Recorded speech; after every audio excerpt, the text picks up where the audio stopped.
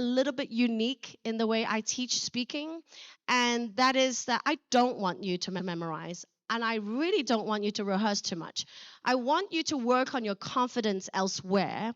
I want you to look at your notebook and put down the points that you want to talk about.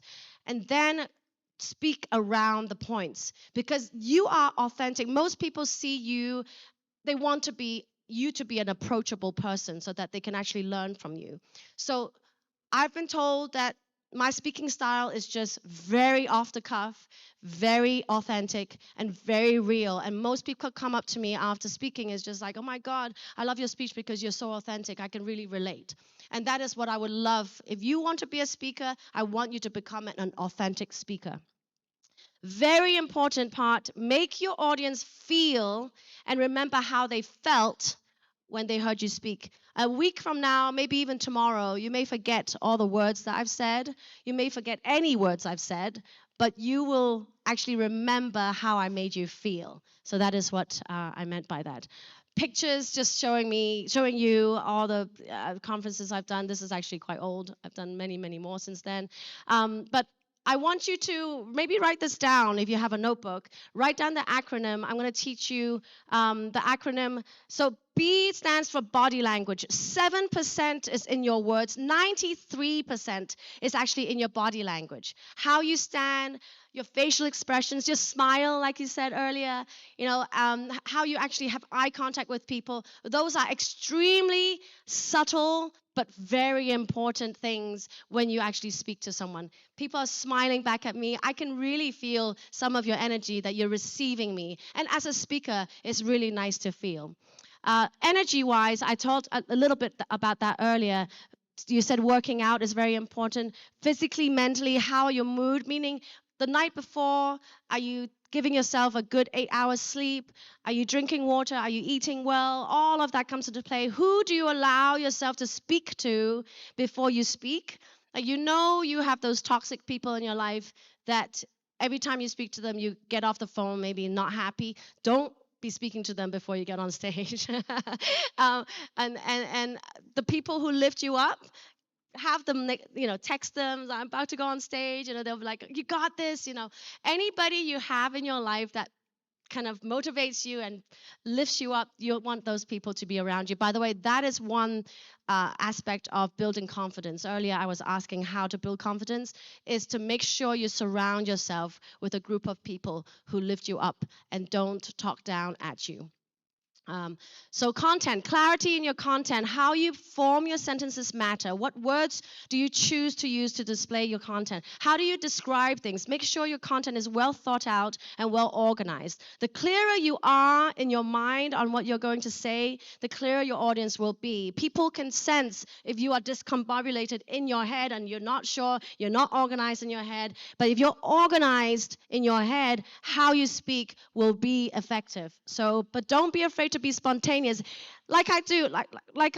If I were a very rehearsed speaker, I would probably not have broken out and just said hi to my client Anne here. I probably wouldn't have broken out and just said something that's just in my head, right? I want you to practice being spontaneous and in the moment. That is what makes speaking very special. And your emotional alignment, okay, what does that mean?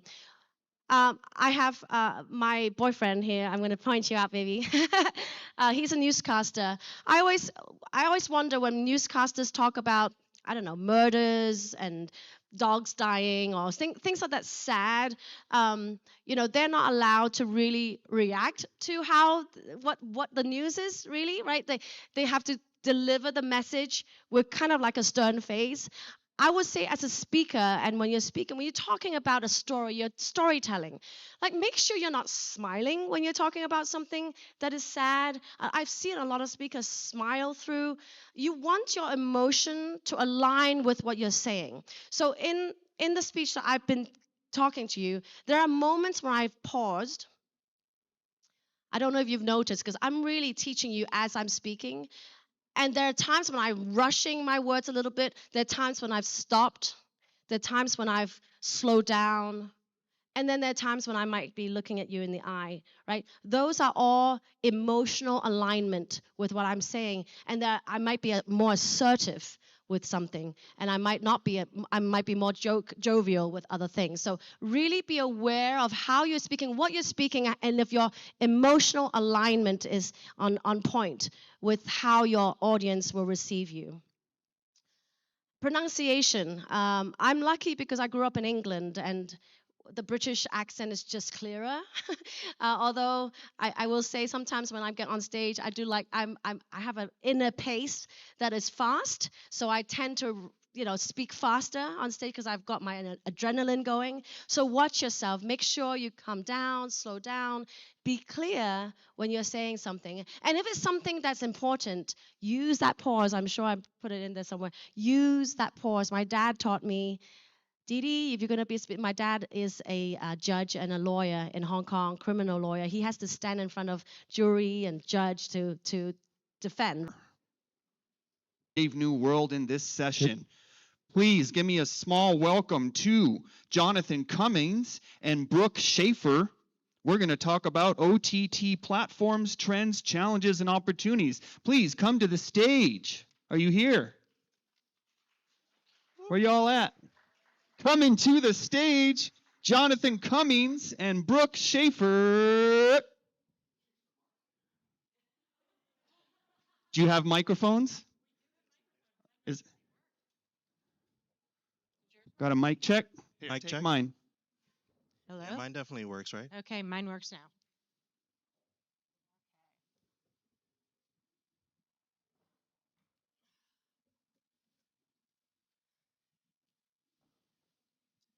Awesome. Good morning, everyone. Well, it's Vegas, so 11 is still morning here. I mean, allegedly, right? Yeah, exactly. I mean, I'm here from New York City, so the 6-hour flight and getting in at 3 in the morning was kind of rough for me, but I'm here. I'm awake. I'm awake. But how's everyone feeling? Especially after that last speech. That's right. Right? That's good. Well, I mean, I hope the energy gets lifted up a little bit more, but, I'm really glad to be here, and I'm really happy to be doing this fireside chat with Brooke as well. So a little bit about myself. So, after that last conversation, I'm like, should I really just do this elevator pitch? Should I tell everyone, right? Absolutely. Well, so I currently work at Deloitte as an alliance manager. And so with being an alliance manager, it's about go-to-market strategies, sales operations, marketing, all those things. But beyond the private sector day job, I'm involved with several nonprofits and international affairs. I started my career working within the United Nations space. So, I'm pretty plugged in over there. It's fun, it's cool.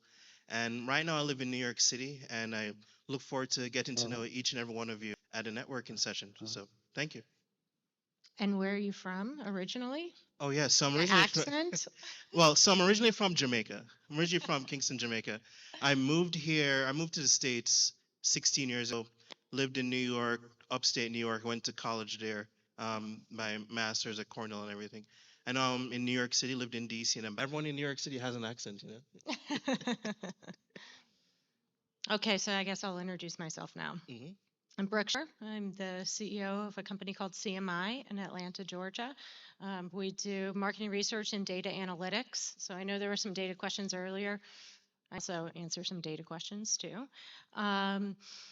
Prior to being at CMI, I was at AT&T and DirecTV, and so have a lot of experience in over-the-top. I ran the wireless customer base of 63 million wireless customers, and before that, I started the go-to-market strategy team for both DirecTV and for AT&T. So. All right. So you see who I'm being paired with, right? So to kick station, I'll be serving a little bit as the moderator, but I seek for this conversation to be organic. It'll be a little conversational style. And hopefully, if any of you have any questions, feel free to raise your hands and jump in. We want this to be engaging, fun. I mean, you all are in Vegas, right? So that's some fun. Let's not wait till the end for questions. Absolutely. So, Brooke, can you please provide a brief overview of OTT services and how they've evolved over the past years? Sure. Okay. So OTT stands for over the top. That is video, but there's actually two types. So there's SVOD, which is your subscription based on demand, and then there's OTT. For the purposes of today, we're just going to combine them and just talk OTT. OTT is just internet video. So it circumvents cable, it circumvents satellite, or all your traditional. The main way to think about what OTT is it doesn't have hardware. So you don't have an installer coming into your house and setting up anything. You can just use your smart TV to set it up, which as an industry really takes down the cost of entry because you don't have any of the setup costs. You start recouping your costs immediately, whereas for traditional video, cable, or like DirecTV for satellite, it took probably a year to 2 years to recoup costs because you had an installer that came in, you had hardware that you had to install into a house, you had to drill holes, etc. Right? We just had the same thing for internet in our house, and you got to have somebody come into your house and install the whole thing. That does not happen. But the other thing is because there's no cost to entry, there's also no cost to exit. So there's no termination fees. And while you have a subscription, you can leave at any time. So the dynamic in the marketplace is incredibly different. So, based on that description, so Netflix, Disney Plus, all those are examples of OTT, right? Okay, so Netflix technically is an example of an SVOD, but we can talk about it as an OTT here because it doesn't have any live streaming. And that's actually really important when you think about it from an advertiser standpoint and also from the FCC standpoint of putting ratings on shows and what that actually means for all of your content that you're putting out. However, they have figured out a way to advertise, so we're probably going to talk about that at some point.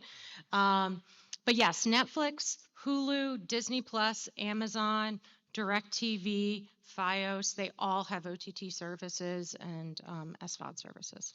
Well, I mean, so I look at, say, HBO Max, right? Yes. So HBO Max is really starting to incorporate the live stream thing. Yes. I mean, they're doing live stream sports, especially with the World Cup coming up. I'm pretty sure you'll see a lot of that. Right? Yes. But do you think Netflix at some point will jump into the live stream race as well? You know, it's a good question. They have done one live.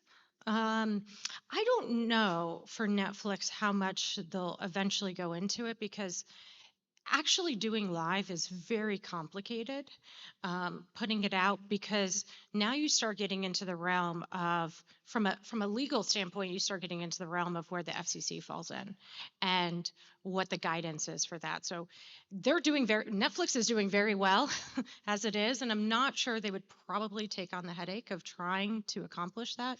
But they might because it is becoming a saturated market and they're going to have to start to find new ways to grow within the market that they have right now and continuing to keep their audience. And how can basic cable adapt to all of this? That's a great question. So basic cable right now you can get that as part of OTT. I don't think in the future consumers that are just using basic cable today, I do think that's eventually going to go away. There are certain services that you can get basic cable right now for free, but very few people do that. I don't think that that's going to necessarily be a long-term play because you still have to have hardware for that. Yeah, I hear you. Because I mean, the last time I watched basic cable, if I'm being completely honest, was when I checked into this hotel, and TNT was up. But I mean, now I feel like my video streaming services revolve around Netflix, which my family, my mom and sisters use, and HBO and all these things, right? Yep. But you know, with the evolution of OTT, it seems almost like a lot of these streaming services are starting to kind of become cable, Yes. trying to almost replace it. What are your thoughts on that? Well, in a lot of ways, it is the same thing. It's the mechanism at which you're getting the content that is different. So let's just take DirecTV, for example. So DirecTV has a satellite service. They took that exact same service and they put it for OTT, which at the time they called DirecTV Now. It's now changed to DirecTV Stream. And then YouTube now has a service very similar to that that's called YouTube TV. That is essentially the same thing. You get all the same packages. You can buy your packages the same way. They go to advertisers the same way. They have pods. They target both local and national for their ads. So it is the same in that regard. And a lot of times when they're purchasing something like that, the content that's king in something like that is going to be sports and live TV. I heard a couple people mention news and sports earlier. That is why people continue to purchase um, over the top. And even when you look at the ARPU numbers of customers, so an ARPU, for those that are not familiar with that term in the industry, is the average revenue per user. So the ARPU for an over-the-top stream platform is much higher. It's almost 4 times higher than an SVOD like Netflix. So a Netflix type service has to get a lot more subscribers. So their scale and their reach has to be a lot broader. It's one of the reasons why for Netflix everything's global, because they really can't create content and push it out global and push it out just to the United States and make the money that they need to make. They have to do it on a global scale. Whereas an over the top, like a direct TV stream or a YouTube TV that has sports content, that has advertising pods still, they can, and they have integrations, right? Like for news and things, they still can have very high ARPU. That's 4 times. That makes a lot of sense, right? But in an interesting twist, you mentioned live TV makes me think about cable, right? And Yep. sports and everything. Yep. But what about reality TV shows? Yeah, that's a really good question. So reality TV can fall into both buckets. So you can have reality TV that's pushed out on a service like on Amazon Prime or on Netflix. And in those cases, a lot of times we're starting to see them play around with doing one a week for the releases. And I'm sure for those that watch those kind of shows and it comes out once a week, it can be slightly annoying because you watch one and you're like, but I need the next one right now. Why do I have to wait a week? One of the reasons why they do that on those platforms is because they're trying to keep you on the platform. Remember, there's no early termination fee. And the game of this is to have as many users as possible for as long as possible. And the audience is really important to keep engaged. So reality TV is one of those that it's for a very broad audience. You can have the elusive Gen Z that likes reality TV. Across any generations, really. And so reality TV is one of those that they like to push, and they like to push on a weekly basis too. All right. So before switching gears a little bit, talking about the technology, do we have any questions from the audience? Anyone? Go for it. Some of the things that you're seeing on interactive OTT platforms where you can actually click to purchase e-commerce features built into the actual content. Like the So click. if you see a Turkish robe on this spa commercial, can you click on it and buy it? And also the role of wearables and Google Glass, being able to put on that lens, pick whatever API you want to see whatever pop up, like MTV pop up video back in the day, had all this cool stuff. Imagine if you could design your own API feed for watching content. Like, where is that going where you can actually make it transactional? Yeah, it's a good question. For those that didn't hear, the question was it was twofold, but one, I'll start with the first one, which is like the VR or the content that you can be more immersive with. So there's been a lot of questions in the industry about what is the role of VR. Um, I think as an industry, there was an expectation that it was going to really take off. And there was, you would see it all of these tech events for years, but it really didn't. And I think one of the reasons, there's a lot of different theories of why it really hasn't taken off, but my personal take of why I think it hasn't taken off is because OTT content has made content consumption so ubiquitous. So for example, like I'm binging a show on Netflix right now, and I downloaded the last 4 episodes and I watched them on the plane on my phone on the way here. And I finished it and it felt great. I know the ending now. But it's not like I'm going to go put on glasses on a plane and go finish that on the plane. I would look crazy. So VR is in such a specific circumstance that it almost takes us back to cable where you're tied to something. You have to be in your house at a specific event, and you're not really able to do it with anybody else and consume that content. And so there is a specific time for it. I just think it's going to be so much more niche than what people originally thought in the industry of where VR is going to play. But it's still there. I know Facebook is still really trying to push it with the Ray-Bans. Um, but even in that case, it hasn't really taken off either. And I don't really see it taking off, to be honest.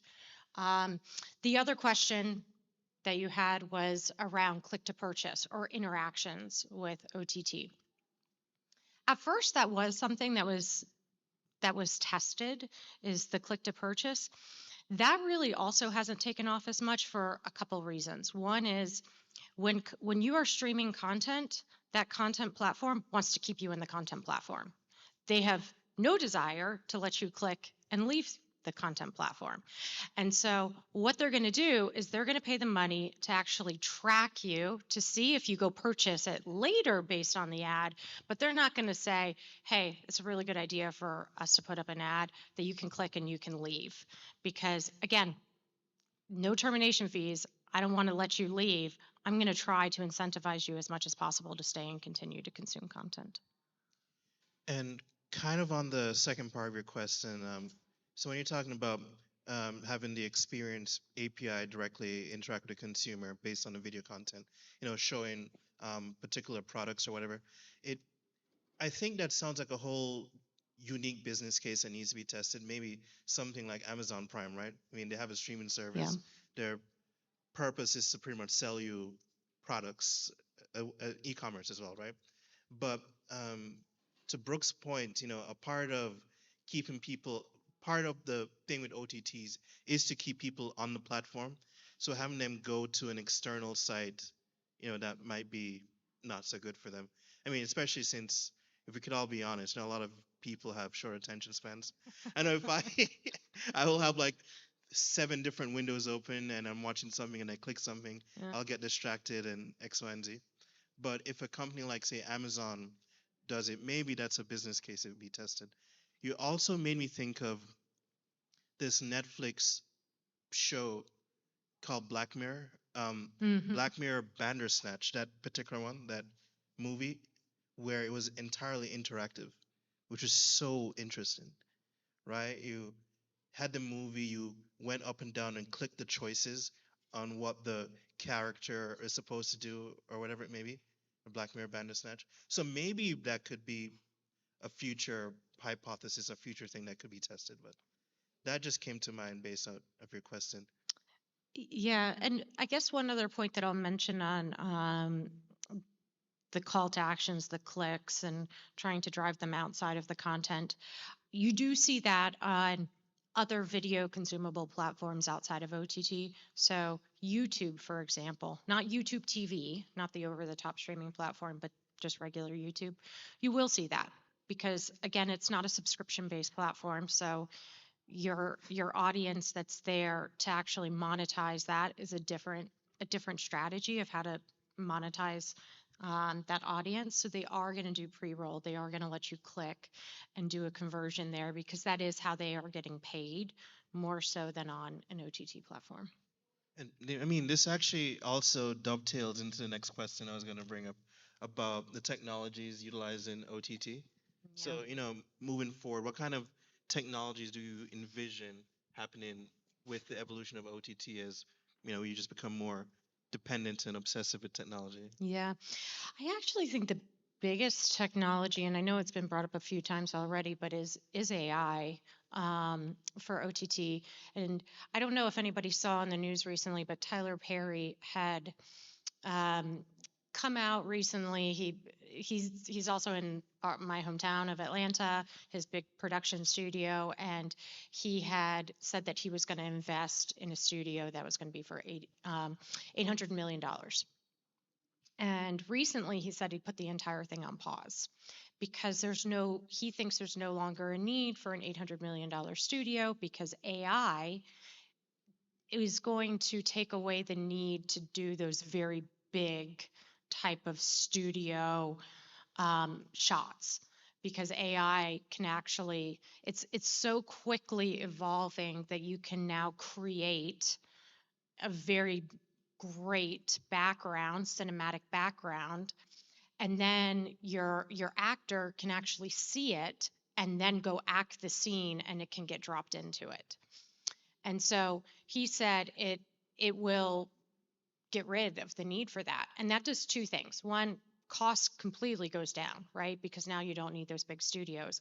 But actually, the cost to market too. So your time to market, your cost of the production is all going to decline because of that. Now, other things are going to decline too, right? The people that are going to be doing those type of jobs are going to have to come up with new skill sets in the entertainment. However, I do think that that is going to have a huge impact on content, because content consumption is only going to increase. Um, and as it's just a subscription based service, keeping you engaged all the time, keeping you fed with new content that you like on a regular basis is so important. I mean, that's the name of the game. And so for them to be able to say that they might be able to circumvent some of that and come to market quicker, in less money, the cost of the content is going to be less, and the time to do it is going to be less. So now I can produce more. Is going to be huge. And as costs of these services continues to rise, I think that's going to be one of the ways that they might start to dampen that. So, kind of on that Gen AI thought process, Uh-huh. do you think with the advancements in Gen AI, all these technologies and everything, do you think that will ultimately help smaller OTT platforms or independent artists of those sorts? Um, I think eventually. So I think right now we're seeing that the market is still in its disruptive phase. So if you go to other industries that have gone through similar type of things, I'll look at telecom, for example. So in telecom, you see that it went through a lot of different phases, and you saw that there are a lot of providers, and then it went to the rule of three, where you have to have three. I do think that's probably going to happen in OTT as well, is that right now you're in the disruptive phase, but you're starting to already see that they need consolidation to just survive, because they have to negotiate. They have to have the power to negotiate for content. They have to be able to publish the content on different streaming platforms. And so I think whether it's three or if it's something else, I do think there's going to be consolidation down. So the smaller ones, I, I think will eventually probably go with the larger ones. And how big is the OTT market? Just for, Yeah, just for a conversational sense, because I mean, I don't even know that, to be honest. Yeah. yeah. So, all right. So the OTT market is growing at, I believe it's about a 5.5% CAGR each year for till 2029, if I remember that stat correctly. And the market in the US is fully saturated right now. So everybody has at least one OTT platform. And part of the issue is, from a market share standpoint, everybody has multiples. You're stacking them right now. Um, Globally, that's where it gets a little tricky, because everybody has, there's some of these providers are just in the United States, some are global, like Netflix is global. I believe Netflix, um, I could be getting this wrong, is 6.9 billion in revenue from content right now. I don't know for its users.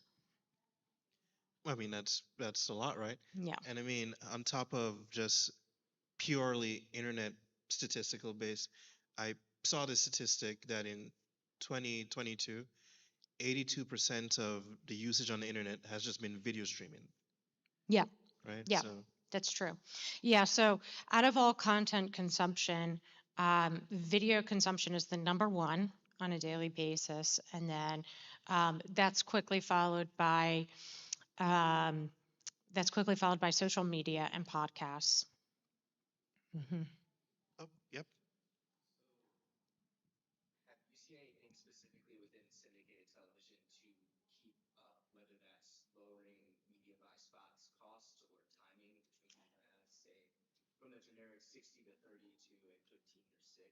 Mhm.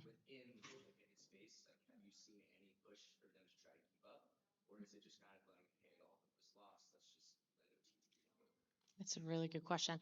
So his question was about the pods and are they going to stay in the current format for the pods of it being the 60-second pods? Are we going to move more to the 15-second pods?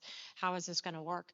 So there are 15 seconds today. I will say this is the push and pull with advertisers and platforms. So the advertisers themselves are really struggling to make the change.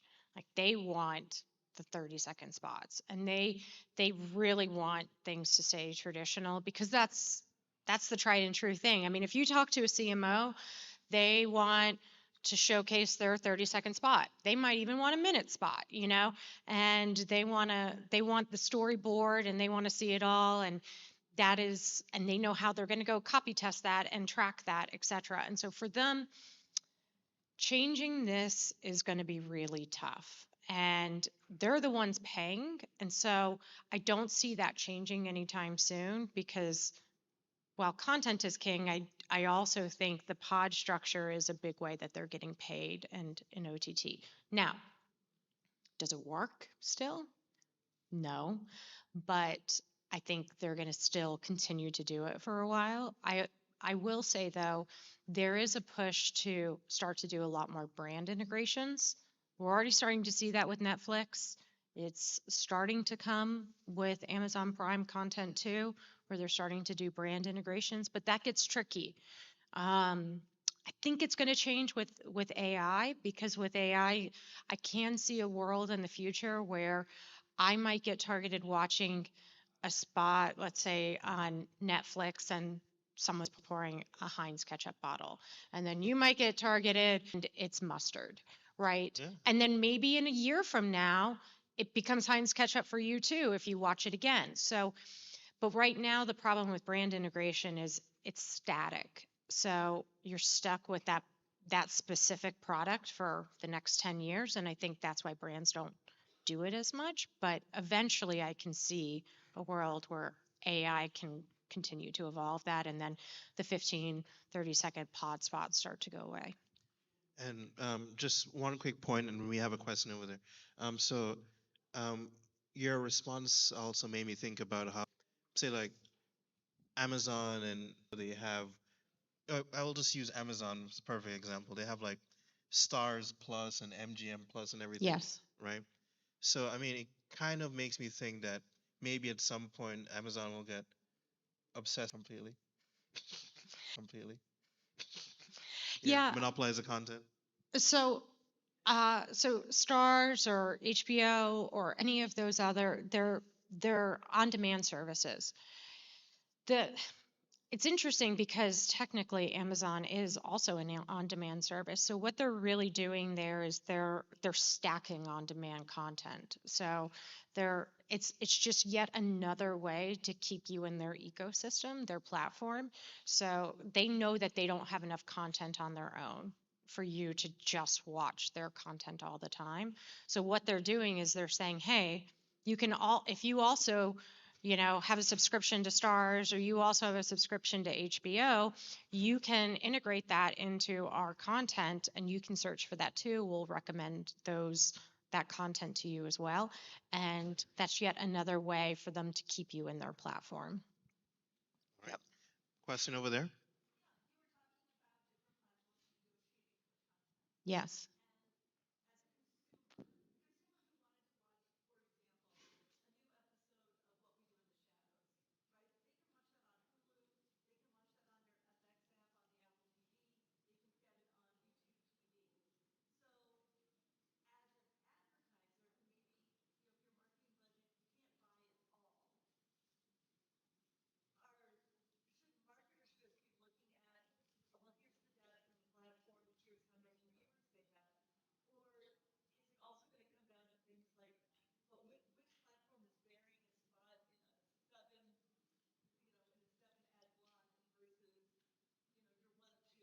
Yeah.